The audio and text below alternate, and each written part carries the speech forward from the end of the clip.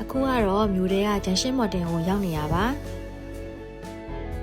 ဂျန်ရှင်းမော်တင်လေးလွှာမှာက A+ Club ရှိနေတော့တခါတည်း YBS ကတ်ထဲကိုငွေသွားသွင်းလိုက်အောင်မယ်ဆက်လီကားနဲ့တက်လာတာနဲ့လေးလွှာရဲ့ဘက်ဘက်ချမ်းမှာ A+ Club ရှိနေပါတယ်နော်A+ Club မှာက A+ Wallet account ဖွင့်တာ A+ Wallet ကို level 2မြင့်တာ A+ account ကနေငွေသွင်းငွေထုတ်တာတွေအပြင်တခြားသောဝန်ဆောင်မှုတွေလည်းရပါတယ်ကဲအခုတော့ A+ ကောင်လာရောက်ပြီဆိုတော့ YBS ကတ်ထဲကိုငွေသွင်းလိုက်အောင်မယ်နော်အခုလို A+ Club တွေမှာ YBS ကတ်အသစ်လောက်တာရှိနေပြီးတဲ့ YBS ကတ်တွေတဲကိုငွေဖြည့်တာစတာတွေကိုလုပ်လို့ရပါတယ်A+ Club တွေကို Junction Modern မြန်မာပလာဇာနဲ့လှိုင်သာယာ Super One တို့မှာဖွင့်လှစ်ထားပါတယ်အဲ့တော့အခုပဲ YBS ကတ်လေးတွေအသစ်လုပ်ဖို့ဒါမှမဟုတ်ငွေဖြည့်ဖို့အတွက်ကိုနဲ့နီးစပ်ရာ A+ Club တွေကိုလာခဲ့လိုက်တော့နော်